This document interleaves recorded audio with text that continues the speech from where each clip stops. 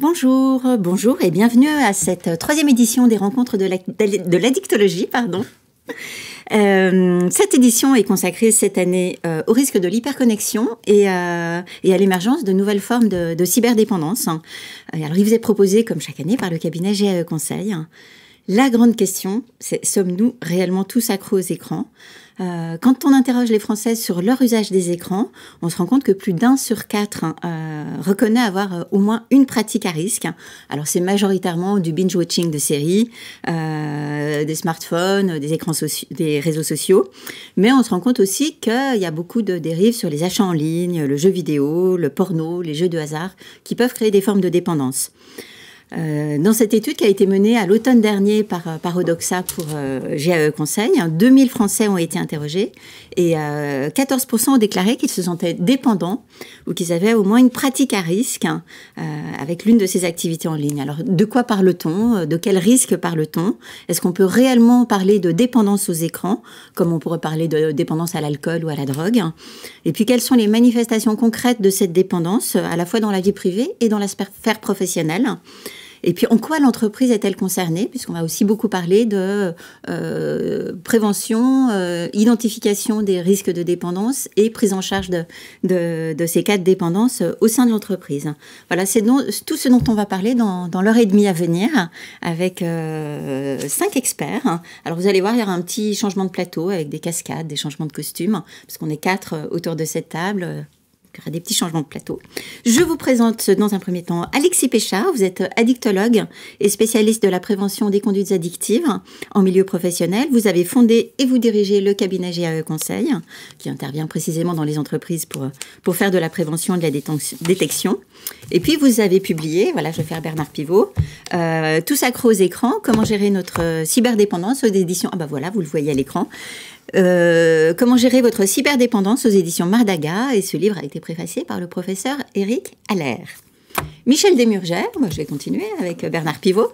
Vous êtes directeur de recherche en sciences cognitives à l'INSERM. Vous êtes spécialiste de la plasticité cérébrale. Vous vous intéressez tout particulièrement à l'impact des écrans sur notre cerveau. Et vous avez notamment publié 2 livres à ce sujet, La fabrique du crétin digital, au Seuil, et TV Lobotomie chez Max Milo en 2011. Nicolas Dalibard, vous avez vous-même été dépendant, alors non pas aux écrans, même si vous l'êtes peut-être un peu aujourd'hui, j'en sais rien. Vous avez été dépendant à l'alcool et à la cocaïne, et puis après un sevrage, vous êtes formé à la prise en charge des addictions. Vous intervenez aujourd'hui en tant que patient expert et formateur à l'AP-HP et chez GAE Conseil. Absolument. Et enfin, pour le volet plus santé et sécurité au travail, Cyrine Fentry, vous êtes médecin du travail coordinateur dans une grande société d'assurance que nous ne nommerons pas. Lydie Recorbet va nous rejoindre tout à l'heure. Elle est chargée de mission, alors c'est pas RH et RSE, c'est engagement social, voilà. Alors, c'est l'Observatoire de la responsabilité sociétale des entreprises. Et donc, elle nous rejoindra dans la deuxième partie de cette table ronde. Et puis est excusée Jamila Elberi. Jamila est avocat en santé et sécurité au travail. Et malheureusement, elle a mangé des sushis dans une gare. Je vous déconseille formellement cette cascade. C'est très mauvais pour la santé. Voilà, elle est absente aujourd'hui et on pense bien à elle. Alors, au cours de ce webinaire, on va ouvrir 3 chapitres. Le premier, c'est consacré aux addictions. Qu'est-ce qu'une addiction ? Et est-ce que la dépendance aux écrans est une réelle dépendance ? Le deuxième sujet sera plus consacré à la prise en charge de cette dépendance dans les entreprises, à la responsabilité des employeurs et à la façon dont on peut mener des politiques de prévention. Et puis le troisième sujet, ce sera la prise en charge de cette dépendance, comment on fait pour en sortir, avec des témoignages, expériences vécues. Et voilà. Alors c'est un webinaire qui est interactif, donc vous pouvez intervenir à la fois dans la partie chat de votre écran pour publier des commentaires, des témoignages si vous le souhaitez, mais vous pouvez aussi poser des questions à nos experts dans l'onglet questions de la plateforme. Et Mathilde Perronneau, qui est coordinatrice pédagogique chez GAE Conseil, coordinatrice pédagogique, consultante et formatrice, nous les transmettra et puis on tentera d'y répondre soit au fil de l'eau, soit à la fin du webinaire en fonction du temps dont on dispose. Voilà pour cette longue introduction. Je vous propose d'ouvrir le premier chapitre en posant la question qui tue au sens médical du terme. C'est quoi une addiction, Monsieur Péchard ? Alors effectivement, c'est une très bonne question d'introduction. Une addiction, elle va se définir comme un besoin irrépressible de consommer, si on parle d'un produit psychoactif, ou de pratiquer une activité, si on parle, comme aujourd'hui, effectivement, d'activité, et en l'occurrence aujourd'hui d'activité en ligne. Donc un besoin irrépressible sur le plan physiologique, sur le plan psychologique, et ce, en dépit des conséquences négatives que va engendrer ce comportement sur notre vie, sur notre santé, sur nos relations sociales, sur notre santé financière, on le verra, peut-être ça fait partie aussi des conséquences d'un certain nombre de pratiques en ligne dont on va parler aujourd'hui. En rappel aussi, vous avez donc deux grandes familles de dépendance, deux grandes familles d'addiction.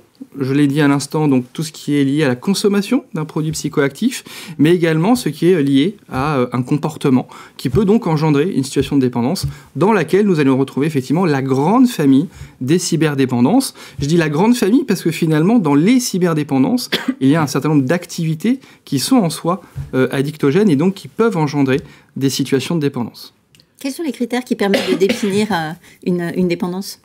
Alors aujourd'hui, on a, si je me réfère à la classification internationale qu'on retrouve dans le DSM-5, on a 11 critères qui nous permettent justement d'évaluer le degré de sévérité d'une addiction. Parmi ces critères, il va y avoir le temps passé. Je pense que Nicolas y reviendra tout à l'heure, peut-être Michel aussi. Le temps passé consacré à une activité. Le temps passé aussi à récupérer, j'ai envie de dire. On peut aller jusque détailler à ce niveau-là. Récupérer de sa consommation, de ses conséquences. Ce sont des activités qui sont extrêmement chronophages et qui se font en dépit d'autres activités. Malheureusement, le sommeil, les relations sociales, une activité sportive, le travail, etc. Donc ça, c'est un des critères phares. Vous avez évidemment tout ce qui est syndrome de dépendance, syndrome de manque, à l'arrêt d'une activité. On va retrouver dans les critères un phénomène de tolérance aussi. Tolérance, c'est-à-dire une accoutumance, c'est-à-dire une habitude qui va faire que vous allez être en capacité, entre guillemets, malheureusement, si tant est que ça soit une capacité, mais votre corps, et vous êtes amené à augmenter le temps passé, les quantités, etc. Il en faut toujours etc., plus. etc. Alors, sur la base de ces critères, est-ce qu'on peut considérer que la cyberdépendance est une addiction comme les autres ? Alors aujourd'hui, l'OMS, l'Organisation mondiale de la santé, ne reconnaît dans les addictions comportementales que l'addiction au jeu. Donc tout ce qu'on va retrouver à travers les écrans ne sont pas reconnus en tant que tels aujourd'hui comme une dépendance. Ça n'enlève pour autant pas le caractère addictogène et toutes les conséquences sur la santé et au sens physique et mental que peuvent engendrer ces comportements addictifs. Il ne s'agit pas de nier la souffrance et les difficultés que peuvent engendrer ces comportements. Et puis il y a une autre spécificité, on sait que la drogue c'est pas bien, alors que l'hyperconnexion, ça peut être valorisé. Il y a une banalisation en fait aujourd'hui, et c'est vraiment quelque chose auquel on est confronté dans les entreprises, mais pas que, enfin je dirais même dans notre langage courant effectivement, et c'est même le titre qui a été donné par mon éditeur à mon livre, tout s'accro aux écrans, il y a quelque chose de finalement de valorisé, de socialement valorisé, et finalement on le dit assez facilement, et avec l'idée que finalement il y a une notion de performance, il y a quelque chose d'attendu socialement à travers cette hyperconnexion, le fait d'être dans l'instantané tout le temps, alors qu'on dira beaucoup moins facilement effectivement je suis dépendant à l'alcool, à la cocaïne ou autre. Donc il y a vraiment ce phénomène de banalisation, et puis je pense qu'on peut renvoyer à une image qui a beaucoup tourné sur les réseaux sociaux en début d'année, dont on a beaucoup parlé, ce 31 décembre dernier, jour de l'an, cette image de tous ces personnes qui étaient sur les Champs-Élysées, qui filmaient et qui regardaient et qui vivaient le moment présent du changement d'année, en train de filmer à travers leur smartphone. Ça a beaucoup tourné sur les réseaux sociaux, cette photo, et où on compare finalement les Champs-Élysées il y a une dizaine d'années, où les gens s'embrassent, font la fête, dansent, etc. Et puis en 2022-2023, on filme. Je ne sais pas très bien ce qu'ont fait d'ailleurs les gens de ces images. Est-ce qu'elles sont toujours dans leur smartphone ? Est-ce qu'ils les regardent encore aujourd'hui ? En tout cas, probablement, ils ont pu dire à l'instant T, j'étais là, je l'ai vécu, et donc je vis quelque chose d'assez éphémère à travers mon écran. On n'a jamais autant communiqué finalement, mais aussi peu échangé. C'est-à-dire qu'on envoie énormément de données. Enfin, typiquement, c'est un exemple caractéristique. On n'a jamais autant donner de contenu de ce type, mais aussi peu échanger de manière qualitative. Alors on est tous hyper connectés, vous le disiez tout à l'heure. À partir de quel moment on peut réellement parler de dépendance? Est-ce qu'il y a un seuil, hein?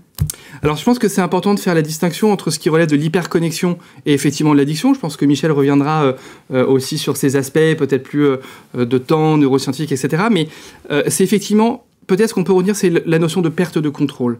Dans l'addiction, c'est pas uniquement un temps passé, au même titre que c'est pas uniquement une quantité, si on parle d'alcool ou de produits, c'est vraiment cette relation qu'on va entretenir au comportement, et donc avec cette notion de perte de contrôle qu'on va retrouver effectivement dans l'addiction. Il y a quelque chose qui devient envahissant.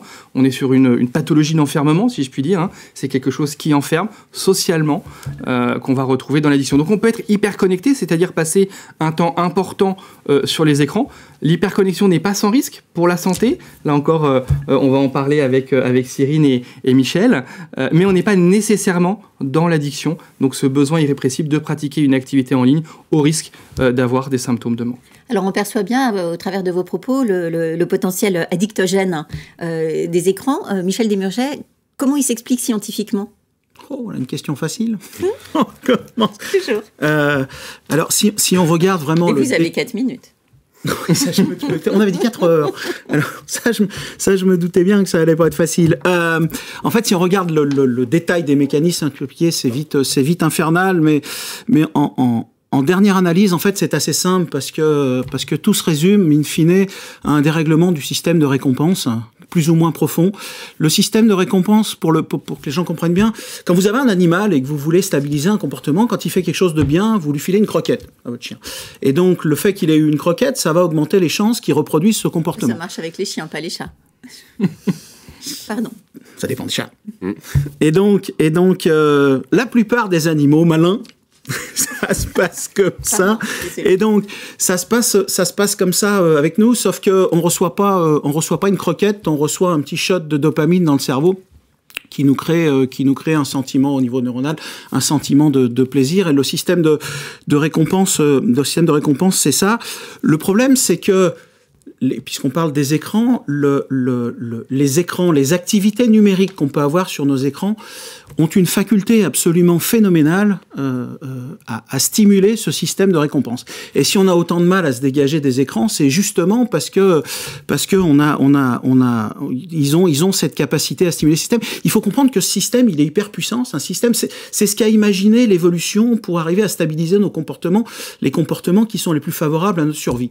Et par exemple, si des animaux, vous leur mettez une électrode au cœur de ce système-là, ils vont perdre totalement tout contact avec la réalité. S'ils ont le moyen d'activer cette électrode et ce système, ils vont appuyer sur une pédale jusqu'à sortir complètement du monde et jusqu'à oublier de manger et jusqu'à mourir. Donc c'est vraiment un système avec lequel on joue pas impunément. Et donc les écrans jouent directement et souvent sciemment de la part de ceux qui produisent les contenus avec ce système-là. On parle d'économie de l'attention. Oui, on parle d'économie, mais pas seulement. C'est-à-dire que, je sais pas, c'est peut-être un peu osé, mais on peut être dépendant sans être addict. C'est-à-dire que c'est pas parce que l'addiction, elle est définie cliniquement, il y a plein de critères, et ces critères, ils varient d'une étude à l'autre. C'est-à-dire que si vous prenez les mêmes données, vous pouvez vous trouver, en fonction d'où vous placez le curseur, entre 1 et 40% de sujets qui sont addicts sur les écrans dans certaines études, avec des moyennes, les moyennes les plus probables qui sont autour de entre 3 et 7%.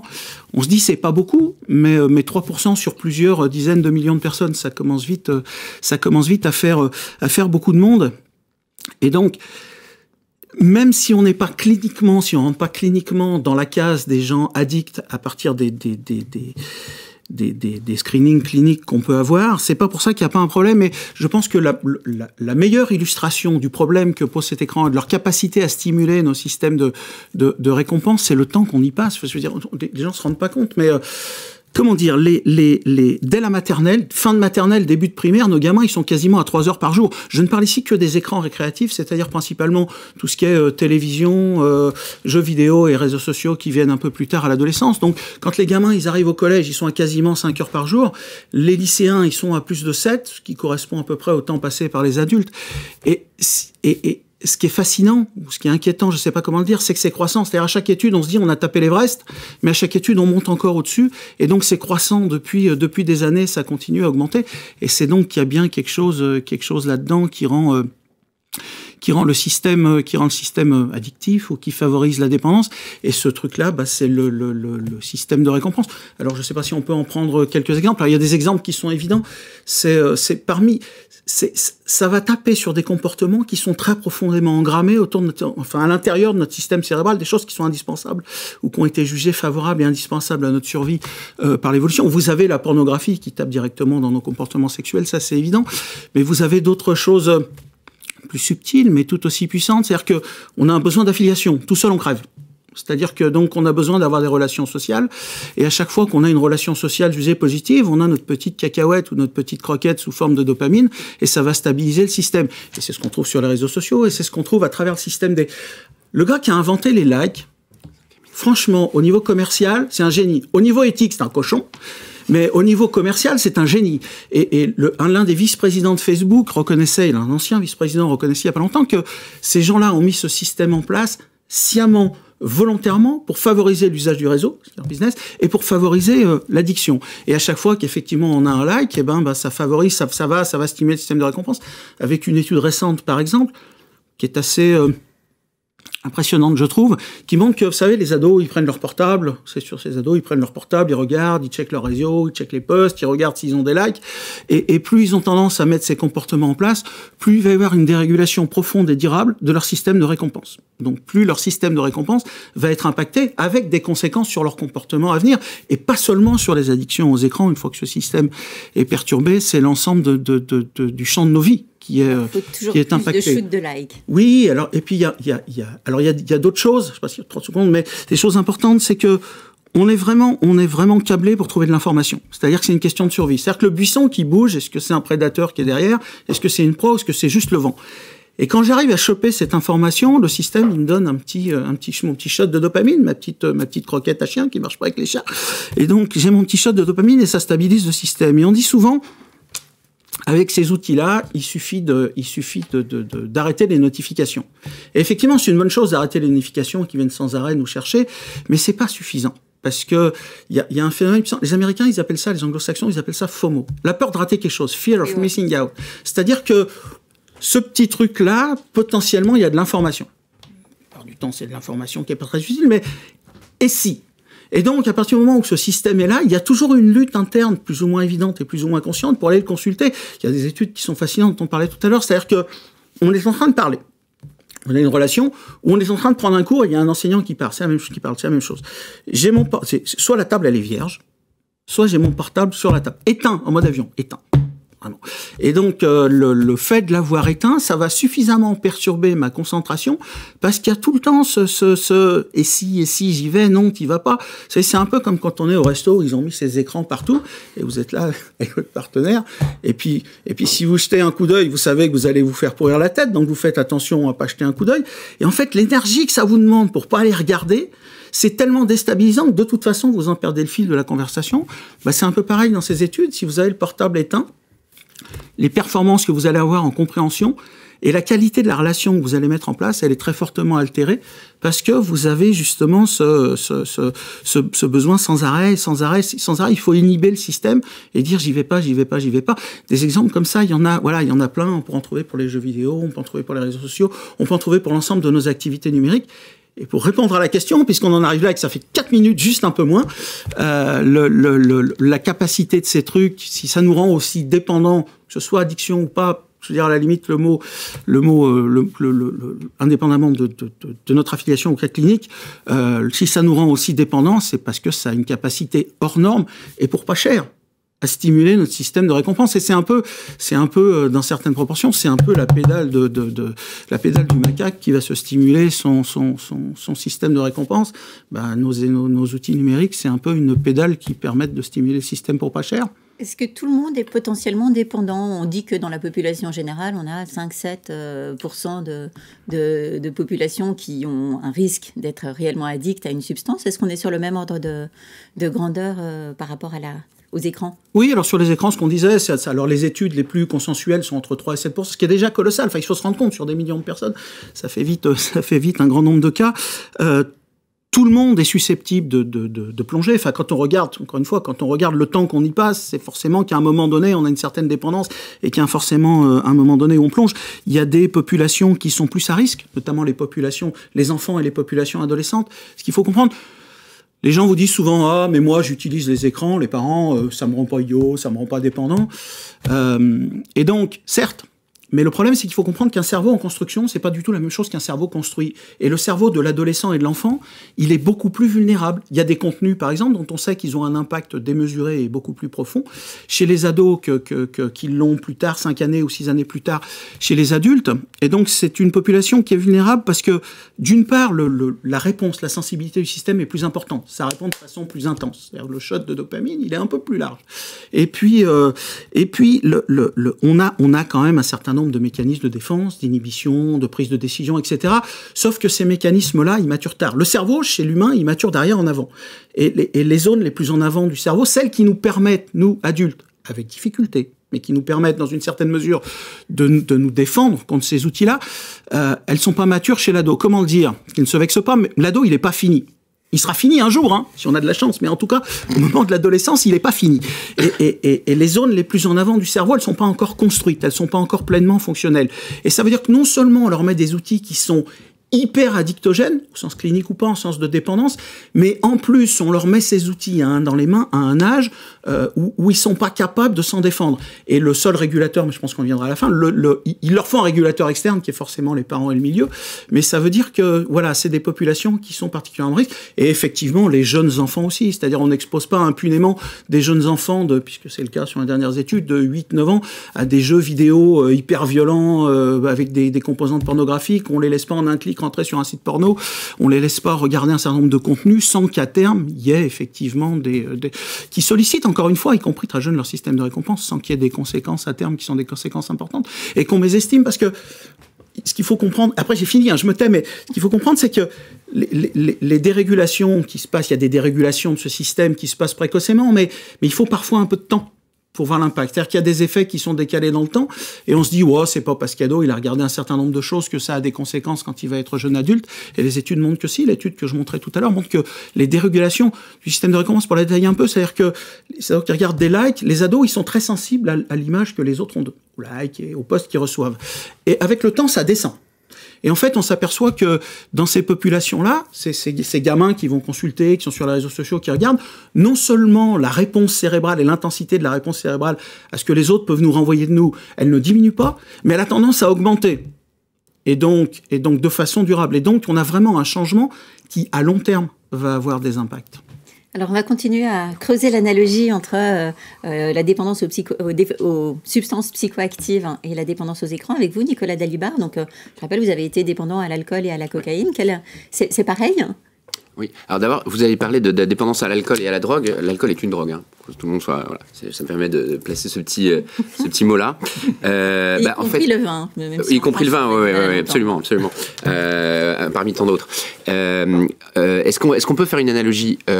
Clairement, je pense qu'on commence à entendre des mots, on utilise des outils qui sont des outils d'analyse qui sont les mêmes. Donc si on avait même une approche un peu clinique ou scientifique, on parle du système de récompense, l'outil d'analyse et de diagnostic, c'est le DSM-5, et on voit bien que effectivement, quand on est une consommation d'écran, hein, on parle on a exactement les mêmes items qui apparaissent, la perte de contrôle, la poursuite du comportement malgré les conséquences négatives. Donc on parle beaucoup des enfants, mais finalement la désocialisation, la déscolarisation, l'abandon d'autres activités, le temps passé à la fois à consommer mais aussi à récupérer l'envie irrépressible qui fait que l'envie irrépressible, le manque, les sensations de manque, l'irritabilité, etc. Et quelque part, j'ai envie de vous proposer même presque une deuxième approche qui serait pour le coup très expérimentale. Vous prenez d'autorité d'assaut une rame de métro et puis vous retirez les portables de tout le monde. Et là, on va voir un peu ce qui se passe. Et je suis convaincu que vous allez voir chez certaines personnes, encore une fois, peut-être pas majoritairement, mais encore que, effectivement, comme la frontière est peut-être tenue entre l'addiction ou la dépendance à l'écran, alors, j'aime pas, moi je préfère parler de troubles de l'usage. Comme ça, au moins, on sait qu'il n'y a pas de barrière. C'est plus quelque chose qui se détériore ou qui s'améliore avec le temps. Donc, un trouble de l'usage léger ou un trouble de l'usage sévère. on fait ça de manière autoritaire, on retire les portables de tout le monde, bah vous allez voir des crises de panique, de la violence, de l'anxiété, voire même de l'incompréhension, et des symptômes qui sont vraiment très très proches de ce que serait, finalement, vous rentrez dans un bar, vous retirez les verres de tout le monde. Vous avez des gens qui ont leur bouquin sur les genoux et qui, finalement, vous leur remplacez leur Vitel fraise par un coca, ce sera pas un cola, Brest Cola, ce sera pas très grave, et d'autres, vous leur retirez leur portable et ils sont perdus. Parce qu'au fond, l'autre devient présent, la bulle que ça crée autour de soi, c'est cet univers de confort, et il y a une relation qui est devenue donc pathologique à la fois à l'objet et à ce qui est contenu dans l'objet. Donc c'est peut-être deux approches qu'on peut mettre, dont on pourra parler. Mais ce qui est sûr, c'est que cet objet qui nous a apporté tant de plaisir à retrouver nos copains d'enfance, qui était le but de Facebook, d'avoir la petite console de jeu. Moi, je me souviens de ma Game Boy. Il y avait des piles, c'était horrible, ça faisait un bruit pas possible. Là, c'est juste une centrale de jeu. C'est Netflix en permanence avec soi. C'est la possibilité de répondre à des mails, de travailler, etc. Avec toute l'imbrication d'ailleurs de la vie privée, de la vie personnelle que ça peut engager. Mais finalement, c'est un usage. L'usage du produit est au départ est quelque chose d'extrêmement positif quelque part. Et le propre d'une addiction ou d'une dépendance, c'est un usage bénéfique ou perçu comme bénéfique, en tout cas par la personne, qui tout à coup se détériore au fur et à mesure du temps.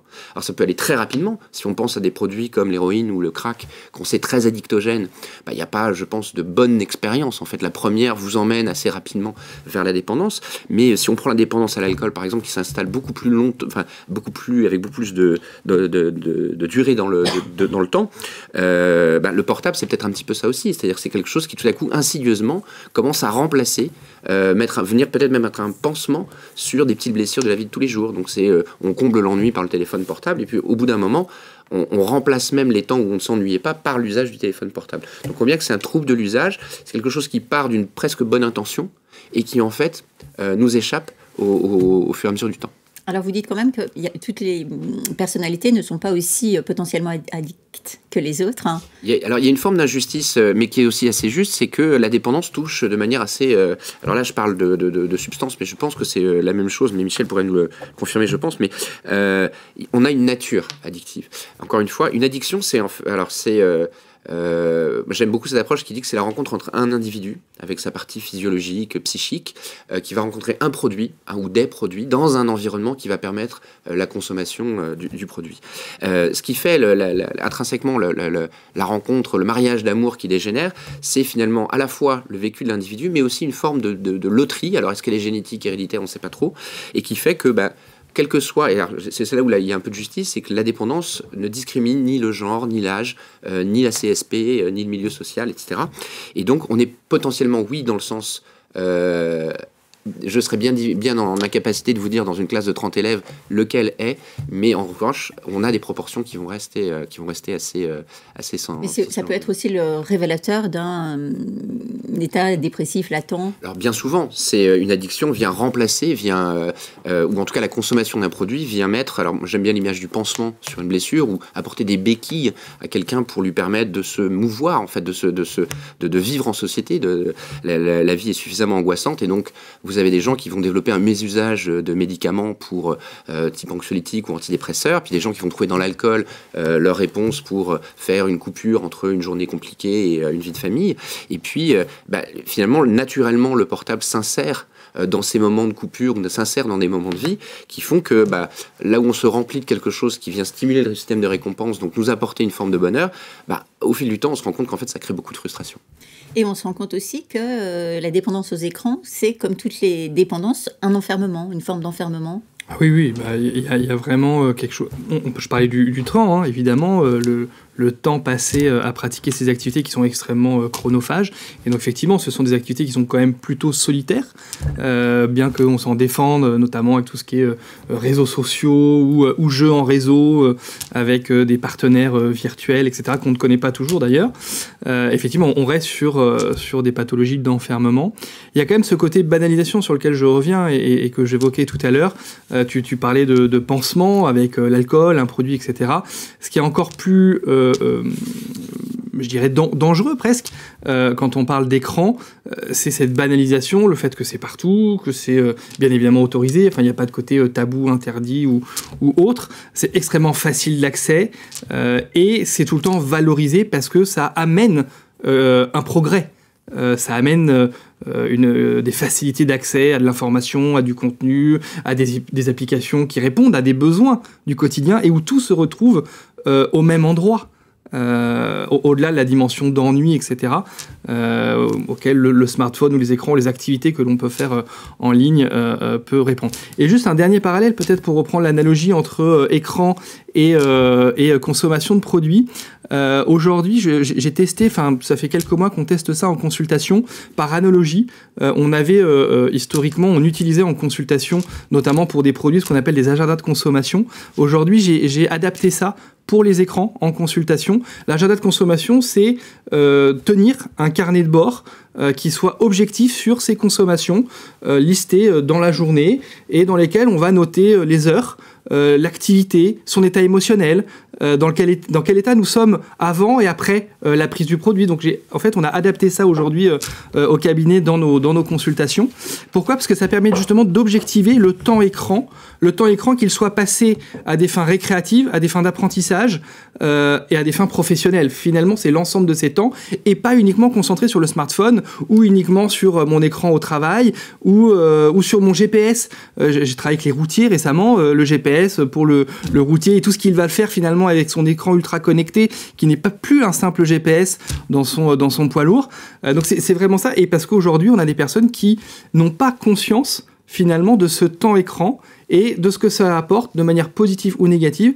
Et c'est vraiment quelque chose que je trouve très intéressant d'un point de vue clinique dans l'accompagnement que l'on fait justement pour venir objectiver ce qui est en train de se passer, comment vit la personne, avant de voir comment, on y reviendra quand on parlera d'accompagnement, mais c'est pour ça que je prends on teste un peu, ça reste assez expérimental, par analogie, mais voilà, je trouvais que je trouve que c'est un outil très intéressant. On a beau objectiver, on se rend compte que les gens surestiment systématiquement leur consommation d'écran. Oui, tout à fait. En fait, mais de bonne foi. C'est-à-dire que vous prenez, par exemple, des ados et des jeunes adultes, et vous leur demandez l'autorisation de mettre un chronomètre dans leur téléphone, dans leur tablette, et puis vous leur demandez d'estimer, donc ils sont honnêtes, je veux dire, ils ont joué le jeu, vous leur demandez d'estimer le temps, et le temps est sous-estimé souvent d'une bonne moitié. Et donc, même avec la meilleure bonne foi du monde, et d'ailleurs, c'est une chose qui peut être utile de mettre des sniffers, là, des chronos, juste pour qu'on se rende compte, nous, de notre consommation, qu'on sous-estime. Après, une chose, c'est libre, par exemple, en France, etc., et dans tous les pays occidentaux, il n'y a pas de problème, l'accès est même valorisé. Il y a un certain nombre de pays, notamment des pays asiatiques, où ils commencent à prendre conscience du problème, et où des mesures extrêmement drastiques sont prises pour protéger les ados des usages des jeux vidéo, pour protéger les ados des usages négatifs des réseaux sociaux. C'est-à-dire que la Chine, par exemple, qui nous vend TikTok et se réjouit que nos gamins utilisent TikTok, c'est un pays où l'usage est extrêmement restreint et contrôlé pour les ados. Vous avez des pays... Vous avez Taïwan, par exemple, où c'est considéré, exposer les jeunes enfants jusqu'à 18 ans, d'ailleurs, c'est considéré comme une maltraitance. C'est-à-dire que si vous avez un gamin de 2 ans que vous vous promenez et qui se met à brailler au restaurant ou dans le métro, vous lui filez un smartphone et vous prenez immédiatement 1 500 € d'amende, comme si vous lui aviez mis une claque pour lui dévisser la tête. Les plus grands, c'est une demi-heure consécutive, et si vous dépassez de nouveau, c'est considéré maltraitance.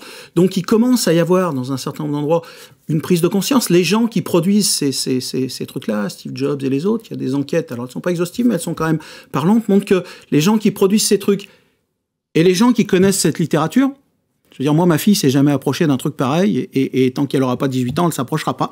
Elle m'appelle Staline, mais ça, c'est pas grave. Et donc voilà, voilà,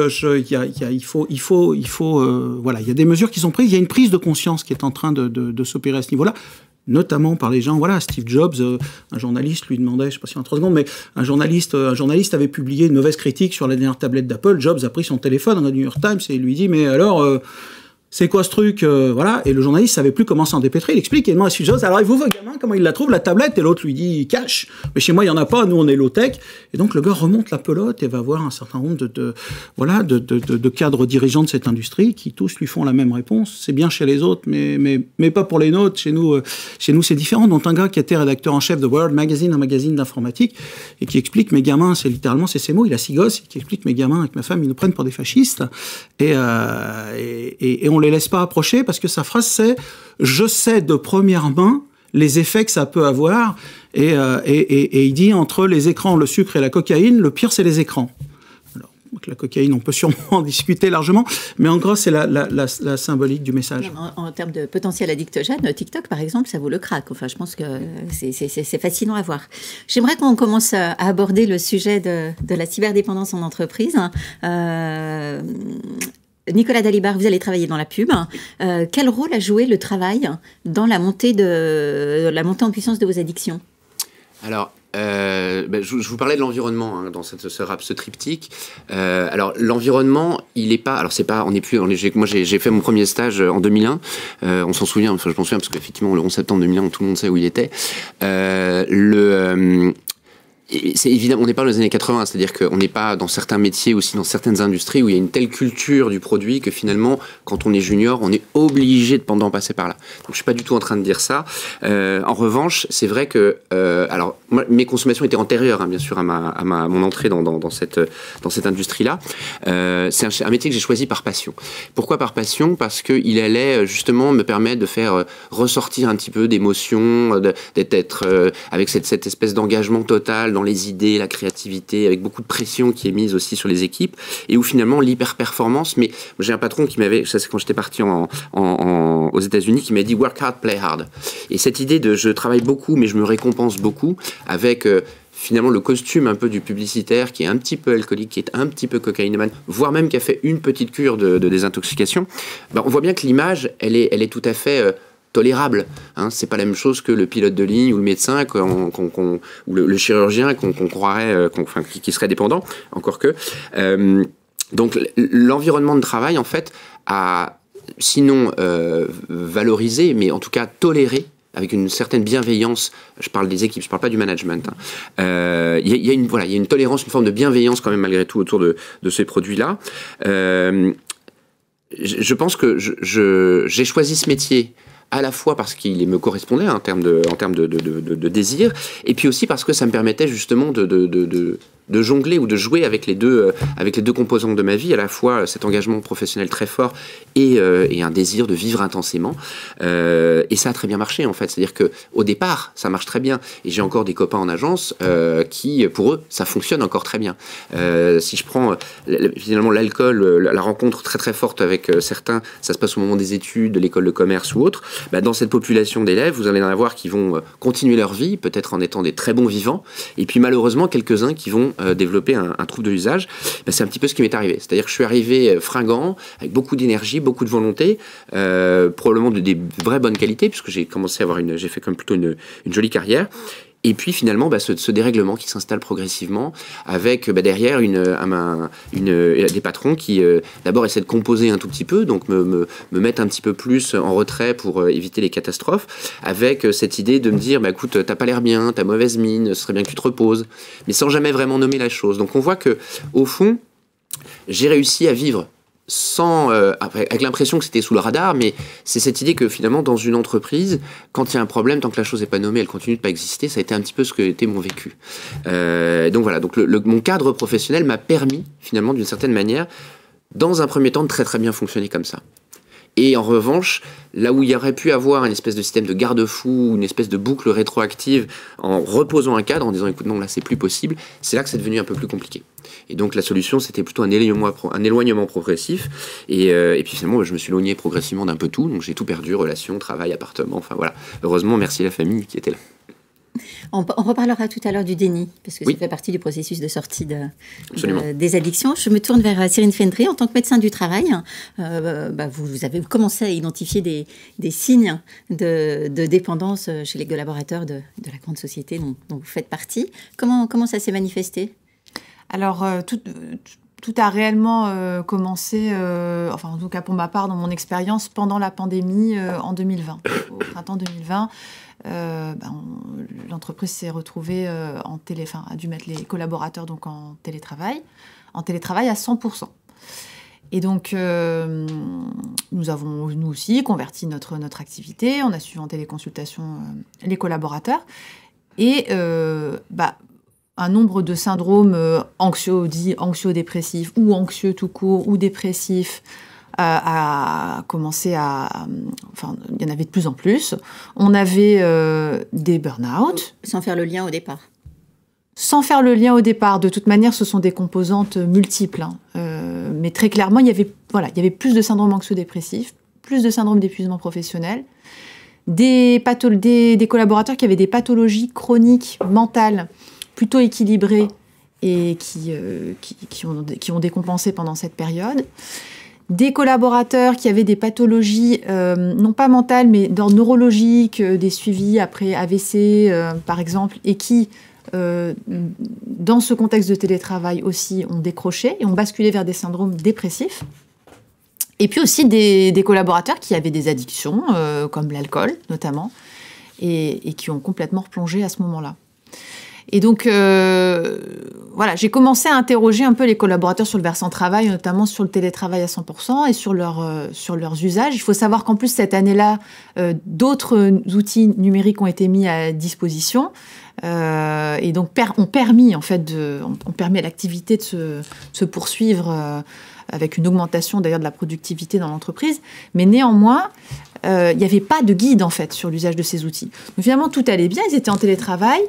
Les réunions ont commencé à se démultiplier. Ça a été le premier point d'appel d'ailleurs, puisque je les voyais enchaîner réunion sur réunion. C'est ce que j'allais dire. À quel moment vous vous êtes dit qu'il pouvait y avoir un lien entre ces syndromes anxio-dépressifs et la généralisation des écrans, le télétravail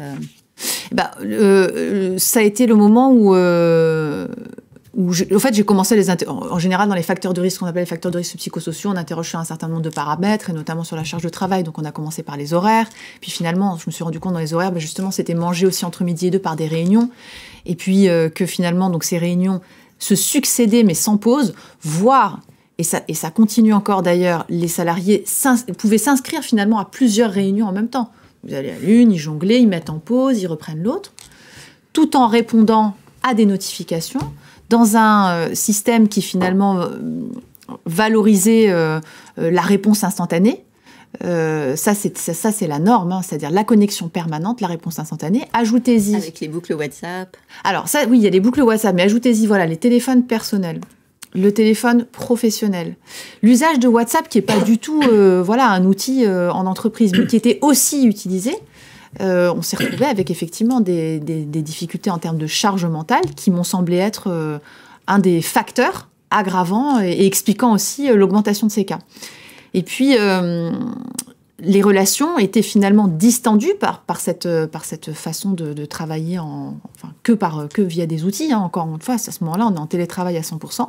Et donc, des conflits aussi relationnels ont commencé à émerger. Et ça fait aussi partie des facteurs de risque psychosociaux qu'on étudie en entreprise. Donc, il n'y avait pas de guide d'usage de ces outils, peu au départ, et des collaborateurs qui n'arrivaient pas, justement, compte tenu des effets au niveau neurobiologique, ne pouvaient pas s'autoréguler finalement. Alors on verra dans la deuxième partie ce que vous avez mis en place. Juste un petit mot sur l'impact sur le cerveau que peuvent avoir l'enfilement de ces notifications permanentes, de ces sursollicitations permanentes. Alors 2 petits mots.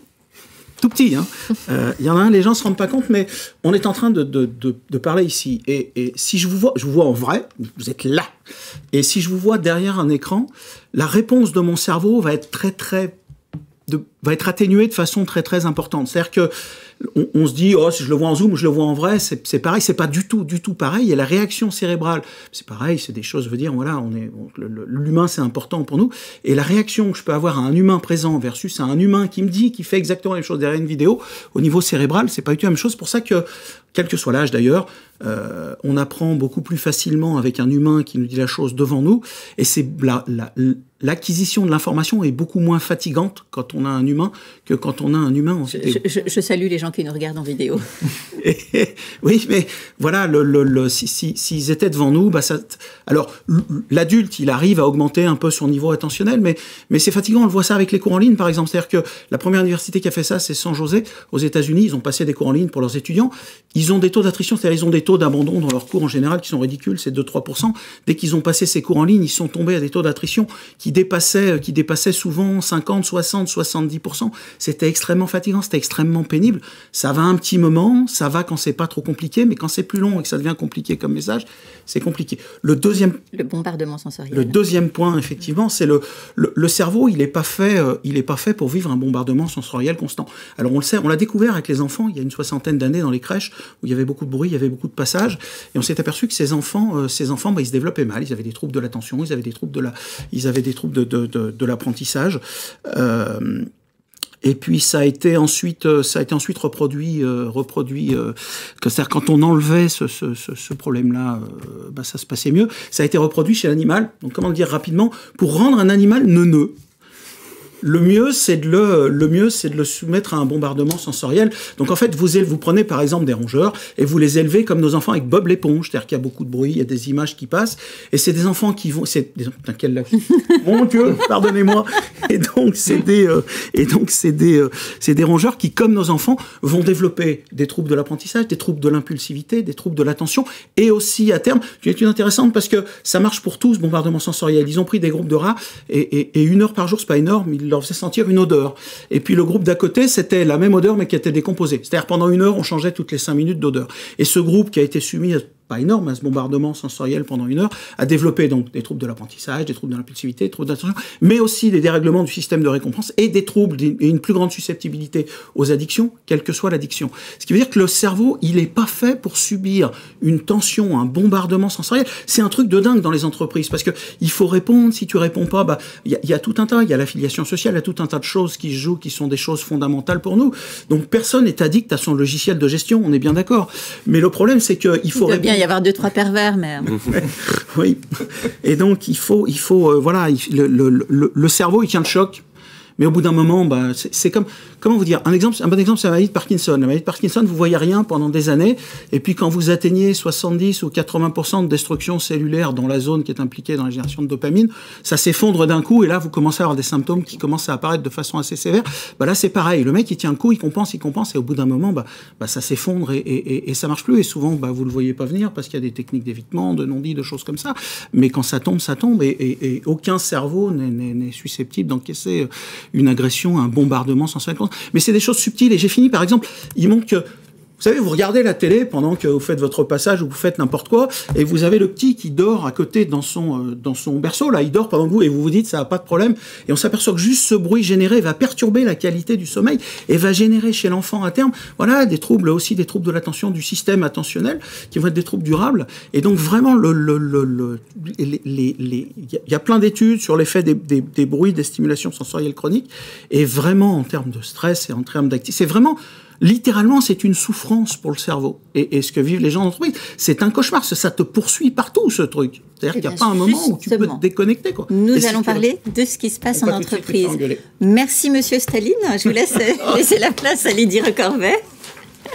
Et on va effectivement ouvrir le chapitre de la cyberdépendance dans le monde de l'entreprise et puis le rôle que l'entreprise peut avoir. Alors, on devait aborder un chapitre juridique avec Jamila El-Berri. Je me permets juste de rappeler que le Code du travail dispose qu'un employeur doit prendre des mesures nécessaires pour assurer la sécurité et protéger la santé physique et mentale des travailleurs, et puis que sa responsabilité pénale peut être invoquée en cas de dépendance. Évidemment, je ne résume pas toute la richesse de ce que nous aurait apporté Jamila, mais voilà, on pense bien à elle. Lydie Recorbet, vous nous avez rejoint. Donc, vous êtes de l'Observatoire de la responsabilité sociétale des entreprises. Et précisément, la prévention et la santé au travail, c'est des sujets sur lesquels vous travaillez. Vous avez une vraie expertise et vous avez identifié 2 nouveaux risques psychosociaux, notamment chez les jeunes, mais pas seulement, l'éco-anxiété et la cyberdépendance. Oui, tout à fait. En fait, avant même la crise sanitaire que vous évoquiez, nous travaillions déjà sur les questions d'organisation du travail, de mise en place du télétravail. On avait depuis quelques années une certaine expertise. Et puis sur les questions de santé au travail, parce que vous l'avez rappelé, il y a une responsabilité forte en France qui incombe à l'employeur. Eh bien, on travaillait beaucoup sur la qualité de vie au travail. Donc maintenant, au télétravail, on parle de qualité de vie au télétravail. Et puis sur les questions de prévention des risques psychosociaux. Et avec la crise sanitaire qui a un peu revisité les cartes, notre projet notamment de travailler sur la santé environnementale et l'éco-anxiété, on a eu le nez creux, j'en suis désolée, mais notre projet s'est accéléré. Et les questions aussi de télétravail, nous ont amené à accompagner nos membres, à revisiter avec eux ce que signifiait pour eux et comment se transformer l'organisation du travail se transformait pour aller vers quelque chose de plus hybride. Donc voilà, ça fait l'objet d'un guide très concret, pédagogique sur les nouvelles pratiques de télétravail, sur sa mise en œuvre. Mais sur les questions de santé, on s'est dit qu'on devait pousser plus loin le sujet et les inciter à s'interroger sur leurs responsabilités en termes d'éco-anxiété, en termes de risques psychosociaux accrus, parce qu'il nous a semblé qu'avec l'intensification des pratiques de télétravail, en tout cas pour ceux qui peuvent télétravailler, il y avait une intensification des risques déjà identifiés, mais d'isolement pour certains des collaborateurs qui ne vivent pas de la même façon le fait d'être seul chez soi plutôt qu'au sein d'un collectif de travail. Et puis, sur la question de la charge de travail, de la charge mentale, de l'hyperconnexion, il y avait aussi un autre risque qui pouvait être de la cyberdépendance et accentuer le facteur, la possibilité de conduire le collaborateur jusqu'à un burn-out. Vous vous êtes rendu compte aussi que c'était un sujet délicat à aborder? Très très délicat, parce que comme ça a été dit précédemment, en effet, déjà les pratiques de connexion sont incitées par l'entreprise de fait, si votre collaborateur est en télétravail. Alors, sur nos travaux précédents, on avait beaucoup interrogé les entreprises sur leurs pratiques dans la gestion des mails. Le manager est générateur de mails. Le reste de l'équipe est très, très génératrice de mails. Après, on a vu dans les entreprises s'installer les messageries instantanées, les réseaux sociaux d'entreprise en disant que tout ça allait remplacer le mail. En fait, aucun outil n'a jamais remplacé un autre outil depuis le téléphone. Donc, on cumule. Il s'ajoute. Absolument, le téléphone, le mail, la messagerie instantanée, le réseau social d'entreprise, les pages Facebook appartenant à l'entreprise qu'on relike. Et puis maintenant, évidemment, avec le téléphone qui est smartphone, vous multipliez les applications, et cela sans parler de votre présence à titre personnel sur les réseaux sociaux, mais effectivement les groupes de travail, que les communautés qui sont installées sur WhatsApp, etc. Donc l'hyperconnexion, elle est partout et elle est générée, en effet, sans parler de la connexion à titre personnel, elle est générée par l'entreprise et elle est valorisée. Être présent sur un réseau social, c'est faire partie d'une communauté. C'est tout à fait vendu comme ça. La question même qui se pose pour un collaborateur, c'est qu'est-ce qui se passe quand il n'est pas dans la boucle de mail? Qu'est-ce qui se passe quand il n'est pas dans la communauté WhatsApp? Qu'est-ce qui se passe quand il n'a pas l'information? C'est un facteur de stress aussi. C'est même assez révélateur du fait qu'il peut être, entre guillemets, mis au placard et il peut s'inquiéter à ce moment-là pour son travail. Donc, c'est une vraie difficulté pour l'entreprise parce que quelque part, c'est schizophrène comme discours. D'aller dire à ses collaborateurs, en fait, aujourd'hui, on va travailler sur les cyberdépendances parce qu'en fait, vous êtes cyberdépendants. Parce que dans les faits, ça a été dit, en termes de troubles d'usage, je crois qu'on l'est plus ou moins tous maintenant dans nos pratiques. Et puis, le travail à distance, pour un manager et pour une ligne hiérarchique, pour une entreprise, pour un employeur, c'est aussi, ça complexifie la capacité qu'on a à capter les signaux faibles. Déjà en présentiel, sur site, capter les signaux faibles d'un collaborateur qui va pas bien, c'est pas inné chez un manager. Déjà, ça s'accompagne. Le manager, maintenant, s'il est amené à devenir un community manager, c'est pareil, c'est des compétences qu'il va falloir lui permettre d'acquérir et avec des bons réflexes qui sera aussi de l'orienter, lui donner la capacité d'orienter les collaborateurs vers les bons acteurs de santé en entreprise qui, eux, seront capables vraiment de mettre en place et de l'accompagner. Donc, l'identification des risques, elle est complexifiée par la distance. Et de fait, alors, c'est là où je regrette que nous n'ayons pas Maître El-Bari avec nous, de par la responsabilité que l'employeur a en termes de santé-sécurité au travail, lui, il doit prouver qu'il a tout mis en œuvre, le maximum de moyens afin de prévenir les risques, pour éviter le risque juridique. Mais comment on met en exergue ces moyens? Comment on vérifie, comment on contrôle et comment on met en place des plans de prévention dont on s'assure qu'ils soient appliqués au domicile du collaborateur? Sur site, encore, on peut maîtriser les choses, mais au domicile du collaborateur, quand on sait que le collaborateur apprécie son télétravail, apprécie l'équilibre vie privée, vie professionnelle que ça lui apporte, mais de fait, d'être ne serait-ce que l'ergonome, par exemple, qui peut venir au domicile pour juger si votre fauteuil il est parfaitement aligné à la bonne hauteur de votre bureau, alors qu'en fait, vous allez télétravailler sur votre canapé, c'est moyennement apprécié par le collaborateur et où est-ce qu'on met le curseur? On a vu des pratiques de, entre guillemets, flicage mis en place par des entreprises. Alors, plutôt à l'étranger, parce qu'en réalité, en France, c'est des choses que vous ne pouvez pas mettre en place sans l'aval du collaborateur. Mais est-ce que vous allez mettre en place un logiciel qui va faire attention à ce que votre collaborateur il soit bien face à son écran grâce à sa caméra? Est-ce que vous allez calculer le mouvement de la souris pour vous dire, bah voilà, du coup, à partir de 17h, il a effectivement arrêté de travailler, la souris n'était plus active. Est-ce que vous allez arrêter les messageries et les serveurs, alors qu'on sait que quand on les relance dès 8h, ça les fait planter? Il n'y a aucune solution technique qui n'est véritablement efficace. Donc, ça veut dire qu'on passe par quelque chose qui est de l'ordre de la culture de l'entreprise, qui est de l'ordre de... J'aime pas ce terme de pédagogie parce que ça fait prendre des adultes pour des enfants, mais qui est de l'ordre de l'accompagnement, de l'explication des enjeux et des dangers que ça peut représenter. Alors, je crois, Cyrine Fenric, vous reconnaissez tout à fait dans ces difficultés. Comment vous faites pour les surmonter et puis pour développer une vraie pratique à la fois de prévention des risques et puis de détection des situations à risque? Je rebondis justement sur la notion de culture d'entreprise. Je pense que nous faisons nous aussi un travail de communication régulier. Il faut que tout le collectif s'empare du sujet pour ne pas oublier que, en bout de chaîne, c'est aussi protéger les plus vulnérables et maintenir en emploi les collaborateurs. Donc, il y a des choses qui ont été mises en place. Nous, la première chose, ça a été, alors comme je suis médecin du travail, ça a été dans notre service de santé au travail. Nous avons fait appel au docteur Péchard et nous avons reformé l'équipe au repérage précoce et aux interventions brèves. Au départ, parce qu'il y avait des situations dans le cadre de l'alcool, de consommation d'alcool, qui avaient été problématiques pendant la pandémie avec le télétravail, justement. Et donc, nous avions besoin d'être équipés pour pouvoir réagir correctement et bien orientés. Alors, bien orientés et donc faire aussi du repérage précoce. Et au final, comme vous disiez tout à l'heure, c'est la même méthodologie pour les écrans. Donc, régulièrement, moi, en consultation, j'utilise ce RPIB, repérage précoce, intervention brève, pour sensibiliser les collaborateurs, moins les orienter pour le moment, mais au minimum les sensibiliser sur des choses assez pratiques.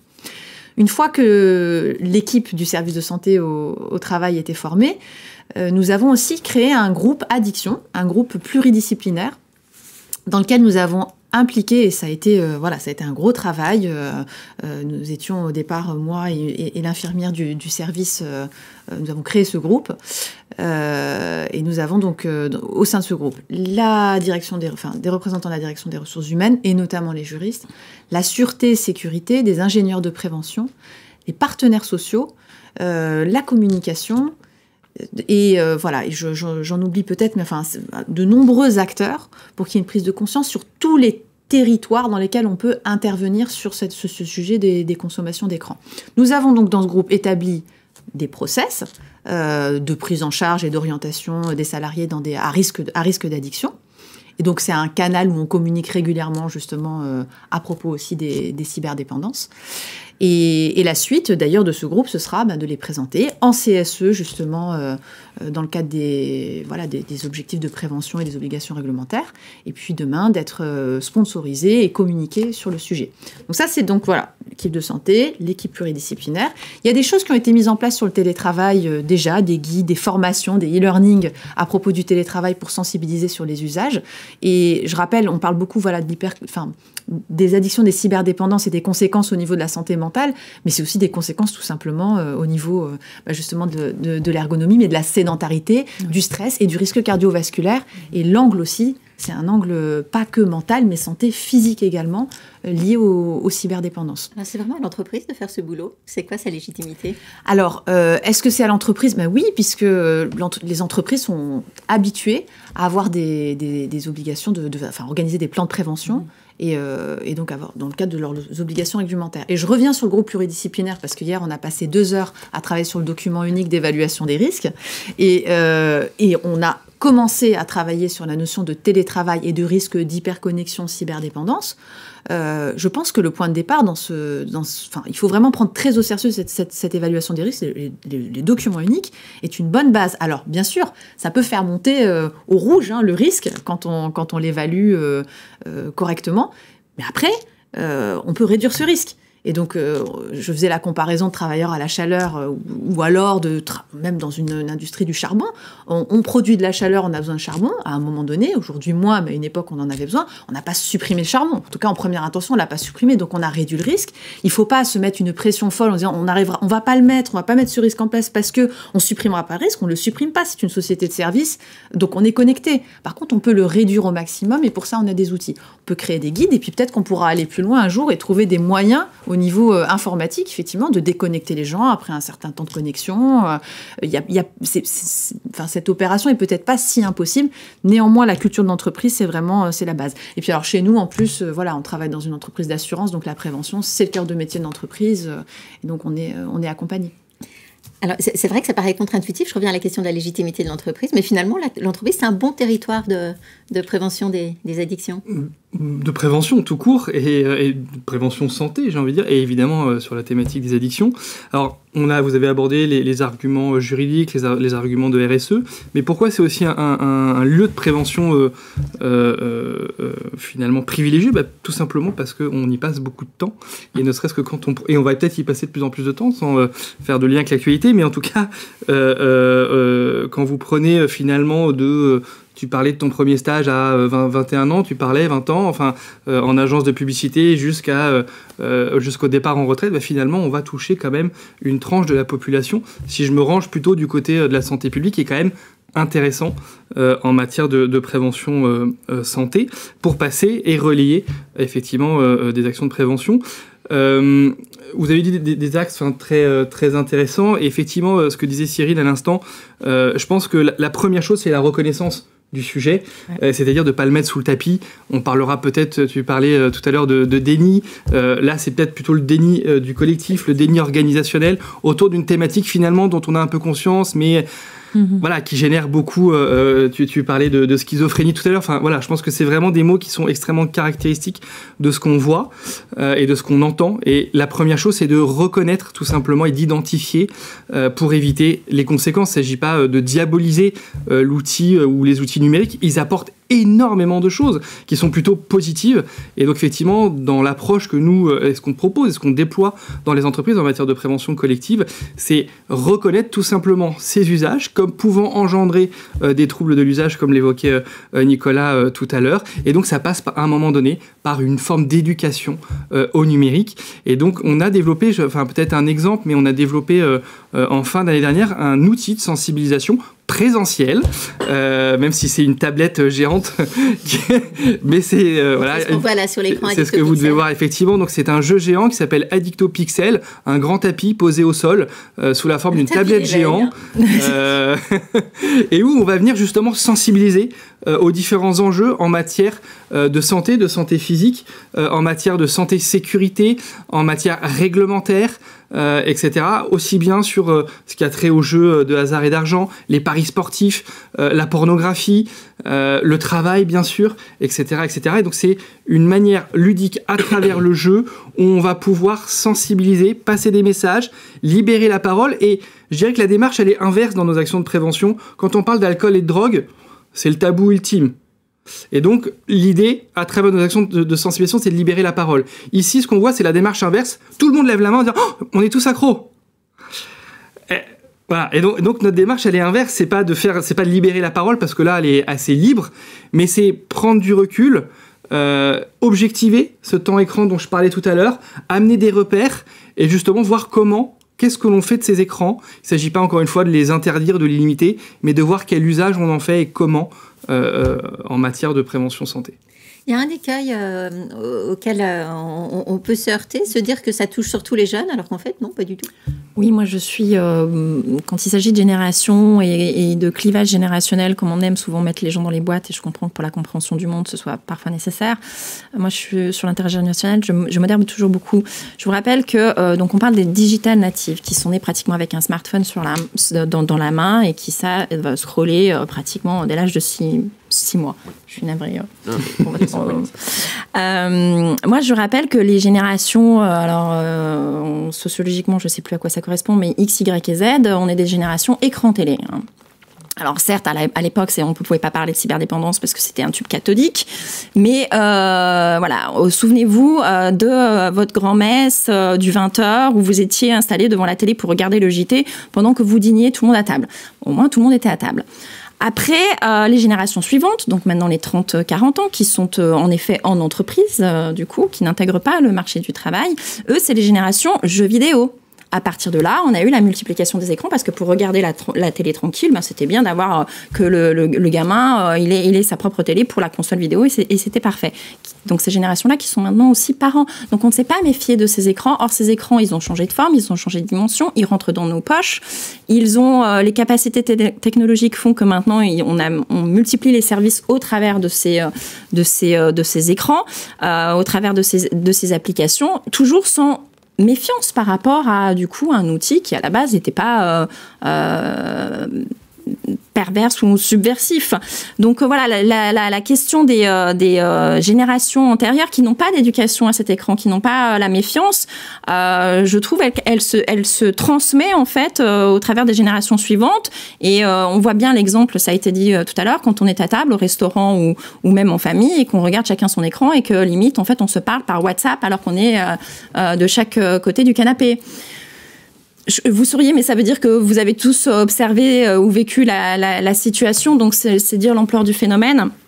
Et je crois que ça dit quelque chose de nos relations familiales, sociales et en entreprise, parce que l'entreprise est le reflet de la société dans laquelle on vit. Alors peut-être aussi que la société dans laquelle on vit est le reflet de l'entreprise. Ça, on pourra se poser la question une autre fois. Mais ça dit du coup quelque chose de nos relations sociales dans l'entreprise, du collectif aussi, et de la façon dont on le vit. Donc voilà, nous, on est vigilants à ça au sein de l'Observatoire de la RSE et on est attentif à ces sujets-là. Je pense que voilà, la société se transforme, le monde change. Normalement, les business models des entreprises sont appelés également à changer. Et la question qui se pose, c'est quelle société on veut. C'est en ça que c'est peut-être aussi la responsabilité de l'entreprise, pour répondre à la question que vous posiez tout à l'heure. C'est un enjeu RSE. Absolument. Oui, au-delà de l'obligation légale de l'employeur, c'est aussi un enjeu de RSE d'avoir un impact positif sociétalement et écologiquement parlant, ça va être plus simple. Mais c'est vraiment ça qui a, je pense, derrière, qui se joue. Même si on peut se dire que la responsabilité sociétale des entreprises, c'est quand même quelque chose de très éloigné. Moi, je prends par exemple les jeunes gens qu'on intègre à l'ORS. Et qui intègrent le marché du travail, qui sont du coup véritablement, sincèrement, très éco-anxieux. Hein. Ils se posent la question de savoir s'ils vont faire des enfants. Ils ont revu leurs pratiques en termes de voyage pour ne pas prendre l'avion. Ils arrivent à se contraindre véritablement en termes de régime alimentaire pour supprimer la viande, les produits laitiers, etc. Ils sont hyper vigilants. Quand je leur dis que le numérique et leur smartphone et les pratiques qu'ils en ont va générer plus d'émissions de gaz à effet de serre mondiales en 2040, plus que l'aviation, c'est là où on voit du coup le phénomène d'addiction, parce que soit je n'ai pas de réaction et ça n'est pas un sujet, je ne veux pas le savoir, soit ah oui d'accord, effectivement, alors effectivement le temps de connexion étant sous-estimé, souvent la réponse non, moi ça va, je gère, en fait c'est pas moi, c'est les autres. Du coup, voilà, comment on amène le problème? C'est effectivement de la sensibilisation, c'est de l'éducation et c'est une culture éveillée au sujet, en tout cas, qu'il va falloir mettre en place. Merci Lydie Recorbet. Je me permets quand même de rappeler qu'au-delà de la responsabilité sociétale, je reprends les termes de Jamila El-Berri, il y a une vraie responsabilité pénale et ne pas réguler l'usage des écrans, c'est courir le risque pour une entreprise de voir sa responsabilité pénale engagée. Oui, surtout en France, en fait, il y a un droit à la déconnexion qui est inscrit dans le Code du travail. Donc, en effet, vous devez prendre toutes les mesures qui vous permettent d'évaluer le temps de connexion du collaborateur en vue de respecter son droit au repos hebdomadaire et journalier. Et vous devez aussi mesurer sa charge de travail. Merci Lydie Recorbet. On va ouvrir le 3e chapitre. Comment sortir de la dépendance en général et de la cyberdépendance en particulier. Merci. J'invite Michel Desmurget à nous rejoindre. Alors Nicolas Dalibard, vous êtes sorti de la dépendance, donc c'est possible. Absolument. Ça a pris du temps, mais comment ça marche? Oui. En fait, alors ça a pris du temps chez moi. Vous avez des gens qui vont dire ça a été un déclic, c'était formidable. Je crois que l'idée du déclic, c'est plutôt le moment où finalement il y a une bonne rencontre qui se fait, hein, sans paraphraser le film Astérix et Cléopâtre. C'est vraiment une affaire de rencontre. Voilà, j'aime beaucoup cette phrase-là parce qu'en fait, il y a une temporalité dans cette maladie. Elle s'installe tranquillement, sournoisement, avec plus ou moins de violence, effectivement, en fonction des produits qu'on consomme. Mais au fond, cette capacité qu'on a à bien vivre avec nos consommations fait qu'on est dans le fameux « je gère ». C'est-à-dire, ce qui vient d'être juste dit à l'instant, c'est finalement, l'alcoolique, c'est pas moi, c'est l'autre. Et là, on voit le mot du déni qui apparaît. Et au fond, le déni, c'est un petit peu, pour l'extérieur ou pour l'entourage, on a l'impression que c'est la personne qui tire le frein à main, qui se voile la face. Et au fond, non, la personne, elle est en train de se débattre avec quand même un sentiment que y a quelque chose qui va pas, il y a quelque chose qui était de l'ordre du mariage d'amour et qui est devenu complètement pathologique. Mais il y a le souvenir, de cette période faste où tout se passait bien. Et puis surtout, si on prend l'alcool, par exemple, ce mot effrayant vraiment effroyable qu'est l'alcoolique, c'est jamais moi, c'est toujours l'autre. Parce que l'alcoolique, c'est la personne qui est à 8h du mat en train de commander un petit blanc. Ou un petit calvin dans le café. Moi, je travaille, moi, j'ai une vie de famille, moi, et donc moi, non, ça ne me concerne pas. En revanche, donc, c'est important à un moment quand même de pouvoir faire un vrai point sincère, honnête sur les consommations. Et donc tous les outils qui vont permettre éventuellement de mesurer la quantité de temps passé, qui seraient finalement certains questionnaires qu'on peut aussi avoir avec des patients sur, au fond, et si on parlait vraiment de vos consommations, c'est-à-dire on va vraiment les compter ensemble, déjà ça peut permettre un petit peu d'éveiller le seuil de compréhension. Où est-ce qu'on en est finalement? Et puis il y a l'idée qu'il va falloir faire un deuil à un moment de cette période-là. Et ce deuil-là, c'est très très angoissant. C'est-à-dire, au fond, encore une fois, j'ai mes béquilles, j'ai mon pansement, je réussis malgré tout à fonctionner, même si au fond, plein de choses se délitent tout autour de moi, mais avec cette angoisse du comment je vais faire. Et c'est là où jouent à plein tous les phénomènes d'identification. Donc il y a l'idée que d'abord, il faut reconnaître que c'est une maladie. Ça, c'est la première chose. C'est-à-dire que moi, le jour où on m'a expliqué que c'était une maladie, que c'est le système de récompense qui se déréglait, et que quelque part, c'était pas de ma faute, en fait, ce qui m'arrivait, ce sentiment, finalement, la culpabilité qui tombe un tout petit peu, va me permettre de me dire, à ce moment-là, je suis prêt à entendre l'autre. Il n'est pas en train de me juger, donc je suis prêt à entendre l'autre. Et l'autre, c'est un soignant qui me dit... Et puis j'allais dire, une maladie, ça se soigne. Exactement. C'est un soignant qui me dit, votre maladie, moi j'en suis spécialiste. Je suis addictologue, j'ai des cas comme les vôtres, j'en connais. Alors chacun est unique, évidemment, avec son passé, ce que je vous racontais, sur la rencontre entre un produit et un individu. Mais au global, il y a quand même des traitements, des chemins de soins qui existent. Et cette première rencontre, moi, m'a amené finalement à commencer à considérer les outils qu'on me proposait. Et notamment la pérédance, le groupe de parole. PAIR, oui. Le groupe de parole encadré. Alors, on pense évidemment, pour l'alcool, par exemple, les alcooliques anonymes, qui est quand même celui qui a en termes de notoriété le plus fort. Mais il y a plein d'autres groupes qui se mettent en place à travers les associations, dans les hôpitaux, dans les centres de soins, dans les XAPA, où en fait, l'idée, c'est de se retrouver ensemble pour parler à la fois de nos difficultés passées, de nos difficultés présentes et de comment est-ce qu'on met en place une vie alternative finalement. Et toutes ces angoisses-là sont extrêmement prenantes et c'est toutes ces angoisses-là qu'il va falloir apprendre à traiter pour éviter les rechutes ou les reconsommations. Alors dans le cas des écrans, vous avez choisi le sevrage complet. Oui, absolument. Dans le cas des écrans, c'est compliqué? Alors, j'imagine qu'on doit pouvoir vivre totalement déconnecté, hein, éleveur de chèvres dans le Larzac, pourquoi pas. Il y a d'ailleurs une pub qui est assez rigolote, là, où on le voit, il est à fond sur sa console, puis des gens viennent dans un chalet, et à ce moment-là, bon, comme s'il n'y avait pas d'électricité. C'est vrai mais il y a d'autres troubles, comme les troubles du comportement alimentaire, par exemple, où au fond, l'idée que, bon, on peut vivre une vie sans alcool, mais certaines personnes ne se voient pas, en fait, dans un arrêt total de consommation. On disait, la caractéristique première d'une dépendance ou d'un trouble de l'usage, c'est la perte du contrôle. Donc l'idée de pouvoir reprendre le contrôle sur ses consommations, c'est fondamental. Alors dans le cadre de l'alcool, moi j'ai choisi le 0 parce que j'ai peur que si je bois un verre, je risque d'en boire 20 ou 30 ou 40. Et puis ça m'a quand même demandé un certain nombre d'efforts, de reconstruction. Donc pourquoi mettre en péril tout ça? Mais effectivement, avec les écrans, c'est une forme de discipline qu'il va falloir mettre en place. Une personne dépendante, elle a appris à composer avec les cadres pour mieux les faire voler en éclats. Parce que c'est de toute façon c'est son quotidien, c'est de se déplacer, enfin d'essayer de se mouvoir sans être trop repéré. Avec le téléphone portable, le problème, ou les écrans en général, effectivement, c'est qu'on peut pas s'en passer, ou c'est très compliqué. Aujourd'hui, un téléphone portable, c'est votre réveil, c'est votre calendrier, c'est ce qui vous rappelle la date d'anniversaire de votre grande-tante, c'est aussi ce qui vous permet de rester en contact avec vos copains, de savoir ce qu'il y a à la télé le soir, etc., voir une console de jeu. Donc peut-on retrouver un usage apaisé du téléphone portable? Oui, encore une fois, si on travaille en amont sur le pourquoi, quelles ont été les souffrances ou les besoins qui sont venus, pour lesquels le téléphone est devenu une réponse. Et si on travaille sur cette douleur ou cette souffrance, on va dire, à ce moment-là, on déconnecte l'usage du besoin. Et on peut éventuellement à ce moment-là retrouver effectivement des... Alexis Péchard disait tout à l'heure que la dépendance, c'était une pathologie de l'enfermement. Ça veut dire que quand on n'est plus dépendant, il faut apprendre à vivre autrement? Absolument.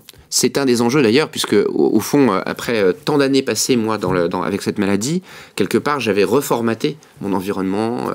J'ai coutume, parfois quand j'en parle comme ça, au bout d'un moment, moi, en fait, je vivais le jour et la nuit, mais j'étais entouré de vampires et de zombies. Parce qu'effectivement, j'étais que entouré de gens qui me ressemblaient ou qui, d'une certaine manière, voilà, il y avait ce sentiment de vivre ensemble. D'ailleurs, on vit très souvent côte à côte, en fait. Hein. Et quand vous voyez un bistrot où vous avez des personnes qui sont en souffrance, il y a un sentiment de collectif parce qu'on est tous dans le même bar, mais en fait, les gens sont tous dans leur expérience un peu individuelle. Donc oui, on s'isole. Et tout à coup, se réouvrir au monde, après avoir traversé cette maladie, venir réorganiser sa vie en se disant que boire un verre pour se sentir mieux en société, se sentir à l'aise, aller à la rencontre de l'autre, c'est vrai que c'était ce carburant-là aussi pour moi. Tout à coup, il allait falloir que je réinvente tout ça. Aujourd'hui, je suis convaincu que ce qui me rend finalement intéressant, si je peux me qualifier, ce qui me rend intéressant dans une discussion, c'est plutôt mon arrêt. Parce que tout à coup, je suis le seul à pas boire. Alors que pendant des années, j'étais persuadé que ce qui me rendait intéressant, c'était ma capacité à boire plus que les autres, ou à prendre des produits que les autres ne connaissaient pas. Donc oui, mais il faut avoir ce recul, ce temps de réadaptation, de reconstruction, pour que les choses se posent paisiblement. Alors, on disait tout à l'heure, c'est quand même difficile de se sevrer complètement des écrans. Comment on fait pour aller vers des usages mieux maîtrisés, Michel Desmurget? Alors ça dépend si c'est pour les adultes, ça dépend si c'est au travail, ça dépend si c'est pour les enfants, ça dépend... Tout le monde, 2 minutes. C'est pour les parents. Je crois que... Staline. Alors, tout le monde 2 minutes. On va enlever le cas des tout-petits jusqu'à 5-6 ans. Tout le monde est d'accord pour dire le cerveau est hyper vulnérable. Il n'y a aucun bénéfice à les exposer, y compris à ce que le numérique peut être positif. Donc, pour eux, c'est ce que disent les grandes associations, l'OMS, etc. Donc, l'idéal, c'est 0. Et si vous ne pouvez pas faire 0, faites ce que vous pouvez. Ce que l'OMS nous dit à l'envers en nous disant le grand maximum, c'est 1 heure, mais moins, c'est mieux. Donc, pour les tout-petits, je pense que tout le monde est d'accord. Le mieux, c'est 0. Voilà. Après, il faut distinguer. Je suis d'accord avec Alexis. Il s'agit pas de diaboliser les écrans et de demander le retour à la roue pascaline et à la charrue à bras. Il y a des usages extrêmement positifs. Donc les gamins, quand ils commencent à avoir 6 ans, il faut leur enseigner, la fille du fameux Staline, dès 6-7 ans, voilà, elle a été initiée, voilà, tout ce qui est informatique, usage des outils bureautiques. Ah, votre fille, je croyais. Oui, puisque, voilà. Et donc, voilà, trouver de l'information sur Internet, mais ça prend du temps, parce qu'il faut être avec eux, parce que trouver de l'information sur Internet, voilà, si vous tapez chat et que vous avez le malheur de le taper au féminin, ça se passe mal pour le gamin, donc, voilà, il faut être là, il faut être hyper attentif. Mais il faut enseigner ces choses aux enfants. Et il faut pas que les gens croient que parce que leur gamin et leur ado est un cador de Facebook ou de je sais pas quoi et qu'il est capable de regarder Hanouna sur une jambe tout en chatant sur Instagram, il a des compétences importantes en informatique. Il n'y a pas du tout de lien entre les deux.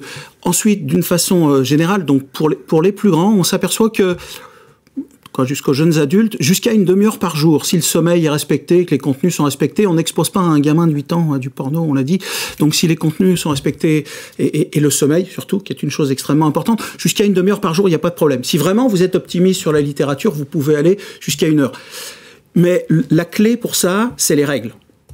Et c'est les règles qui nous filent un cadre. Le problème, c'est que si vous dites juste au gamin, c'est comme ça et c'est pas autrement, les règles, elles marchent pas.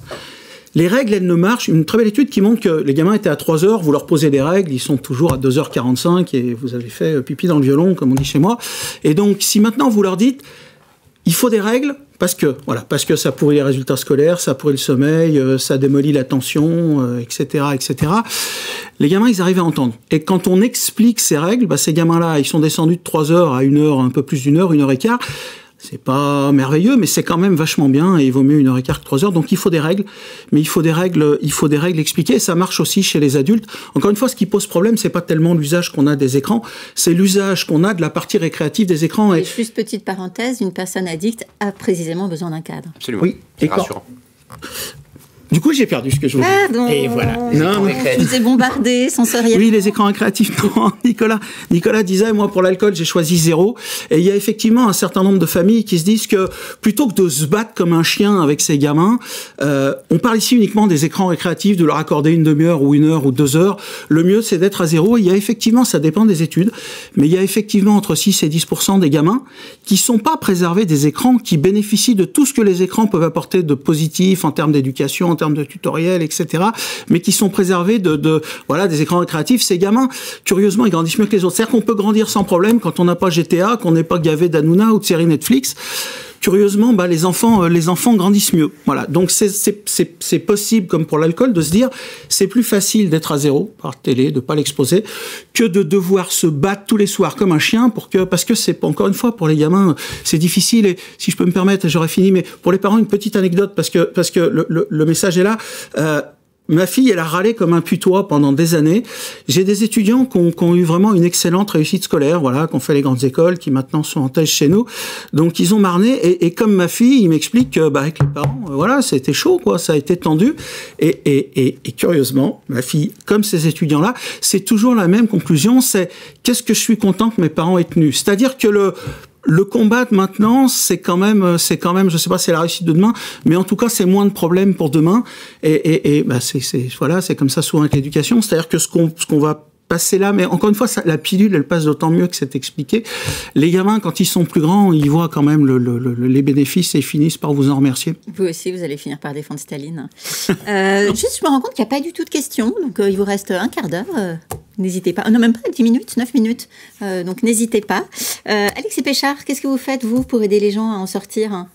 Alors je pense que j'avais envie de rebondir quand même sur ce que disait Michel. Je pense que ce qu'il vient de dire est très très important, cette importance que d'expliquer effectivement la règle, et je pense que c'est valable, moi c'est ce que je vois dans ma pratique, effectivement aussi bien auprès des plus jeunes, mais finalement auprès des adultes aussi, et c'est tout l'intérêt finalement des actions de prévention collective que l'on fait, c'est d'apporter de la connaissance objective, de faire prendre conscience, de faire réagir, et donc de les aider à réfléchir sur un cadre. Et j'avais envie de rebondir sur la partie en matière d'outils très pratico-pratiques finalement pour les parents dans le cadre éducatif. Vous avez un site internet qui est très bien fait, qui s'appelle Famille Num, et qui permet de construire, de co-construire même j'ai envie de dire, à partir d'un premier élément diagnostic en fonction de qui compose la famille, quels sont les usages des outils, des âges évidemment, etc., de co-construire une charte en matière d'usage et de régulation des écrans, en matière de temps, de lieu aussi, j'insiste, ça a été un tout petit peu évoqué sur le ton de l'humour, mais finalement où se situe dans la maison, je pense que c'est une évidence, mais peut-être important de le rappeler quand même, où se situe les écrans. Est-ce que c'est l'écran dans la chambre de l'enfant, de l'ado? Est-ce que c'est dans la cuisine? Est-ce que c'est dans la salle à manger? Est-ce que c'est aux toilettes? Parce qu'il y a beaucoup d'études aussi qui montrent le nombre fulgurant de personnes qui consultent leur téléphone jusque dans les toilettes. Voilà, enfin, donc peut-être se questionner aussi là-dessus. Et donc on a ce site qui est très bien fait et qui, au-delà de construire cette charte, va permettre de recevoir des conseils personnalisés et de l'adapter au fur et à mesure du temps. Alors dans les conseils pratico-pratiques, vous conseillez aussi d'avoir un autre rapport à l'objet téléphone, c'est-à-dire que si on veut regarder l'heure, il y a des montres. Oui, alors effectivement, aussi c'est d'interroger plus globalement, au-delà du temps écran que j'évoquais avec l'exemple de l'agenda de consommation en matière d'usage, temps récréatif, apprentissage, professionnel, etc. C'est effectivement de se réinterroger sur l'objet en lui-même, sur ce qu'il nous apporte et ce qu'il a remplacé ou pas. Effectivement, on peut avoir un réveil, un vrai réveil, j'entends, l'objet réveil en lui-même. On peut avoir une montre, on peut faire un certain nombre de choses. Un indicateur des chemins de fer. Un plan.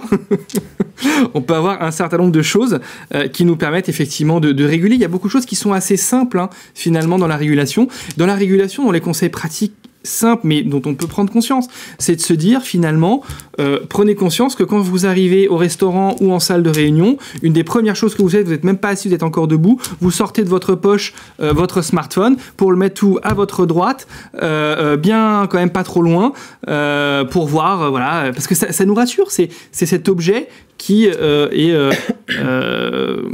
voilà, on parle de e-doudou, finalement, de doudou digital, c'est vraiment ça, il nous rassure, il est là, il est présent, et ça n'est pas en soi une action qui est nécessaire.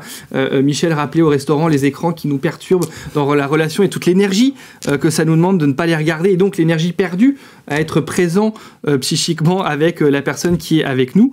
C'est la même chose quand vous posez votre smartphone. Ça peut être de le mettre en mode avion par moment, de s'octroyer des temps définis sans sursollicitation pour être finalement, entre guillemets, à ce que vous faites par ailleurs, peut-être sur un autre écran.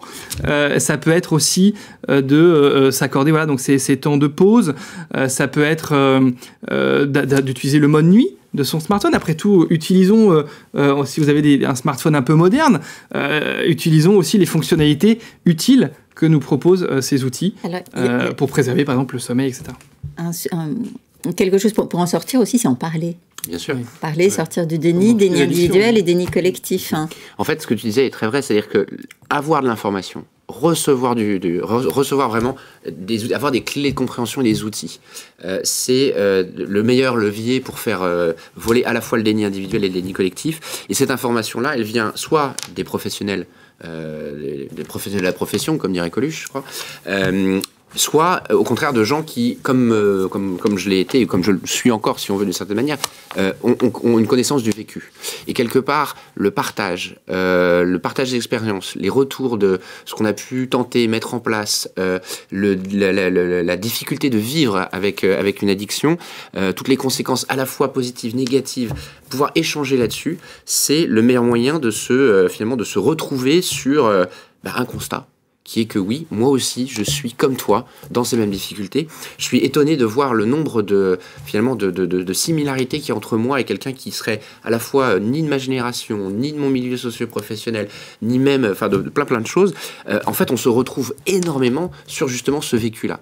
Et donc, dispenser à la fois par des témoignages, par de l'échange, par la littérature. Il y a énormément de livres qui maintenant commencent à être écrits sur le sujet de l'alcool, par exemple, mais pas que. C'est autant de sources qui vont faire venir vibrer un petit peu autre chose que le simple mécanisme de défense immédiat qui est non, c'est pas moi. Et puis en addictologie, on dit que le soin commence à partir du moment où le problème est nommé. C'est vous qui me l'avez dit. Ouais. Le soin commence à partir du moment où la chose est nommée, tout à fait. Oui, Cyrine Fenn. Je profite aussi pour dire, je voulais dire une chose, nous sommes donc médecins, professionnels de santé, et je pense qu'il est important d'être au rendez-vous de ce risque émergent. D'autres risques, nous les avons laissés passer les décennies précédentes. Celui-là, il est présent et je pense qu'il est temps de s'en emparer tous. Voilà, je pense que c'est important. C'est le message que je voulais faire passer, parce que j'allais justement vous demander ce que, en tant que médecin du travail, vous voulez faire passer à la fois aux employeurs et aux managers de proximité. Risque professionnel émergent. Moi, je pense à... l'autre risque émergent que j'ai été amenée à traiter auparavant, ça a été l'amiante. Nous avons perdu du temps pendant des décennies. Aujourd'hui, nous avons un sujet à propos de l'hyperconnexion et des cyberdépendances. Demain, nous ferons peut-être les mêmes constats. Moi, j'aimerais ne pas me retourner et considérer que j'ai observé ce risque qui est évident et qu'on observe tous et ne pas avoir mené des actions. Et puis, c'est un risque émergent en santé publique. Donc voilà, c'est peut-être le Michel Desmurget-Staline, un message aux parents. Le moins le mieux. Préservez les tout petits. Nourrissez les plus grands avec ce que ça peut avoir de positif, mais préservez-les autant que faire se peut des effets négatifs et des écrans récréatifs. Expliquez-leur pourquoi. Dites-leur que les parents ils regardent beaucoup, mais dites-leur que c'est pas la même chose sur leur cerveau que sur le vôtre. Et si vous pouvez pas vous en passer, essayez au maximum d'expliquer aux enfants que leur cerveau il se construit et que l'impact il est pas du tout le même. Insister sur ce que ça a de positif, tout en on nous dit toujours ça va être des parias sociaux s'ils ont pas ci, s'ils ont pas là. Les études, il n'y a pas d'études qui montrent ça précisément. Vous aurez plein d'exemples concrets. On renvoie à des études dans un livre qui est très agréable à lire au demeurant. Donc, je peux une dernière anecdote parce que ce que disait Alexis, ça m'y fait penser, c'est-à-dire qu'on a toujours, il y a un gars l'autre jour qui vous apporte toujours les gens dans les conférences en vous disant ah oui mais quand même ça nous sauve, ça nous rend la vie vachement plus facile et le gars disait regarde j'ai raté mon train, j'ai mon smartphone, tac tac tac, j'ai changé de train grâce à mon smartphone, ça m'a coûté 20 €, c'était parfait. Et les vieux comme moi ils se rappellent que évidemment qu'il y a des effets absolument positifs, mais il ne faut pas non plus croire que tout est positif, parce que moi, de mon temps, justement, quand il n'y avait pas cet outil qui permettait de payer 20 € pour changer son train, le changement de train, il était gratuit toute la semaine. Et donc, je ne suis pas sûr que ce soit toujours... il faut aussi se rappeler, et ce n'est pas parce que c'est numérique que c'est bien. Ça peut être bien, ça nous facilite la vie dans plein de domaines, mais ce n'est pas parce que c'est numérique, que c'est hype, que c'est super et que c'est bien.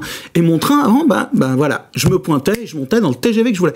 C'est pas si vieux. Non, si j'étais le seul né ici pour cette époque-là, béni. Mais... Alexis Péchard, est-ce que vous avez un message aux personnes dépendantes ou à la SNCF? C'est comme vous voulez. Merci Sabine.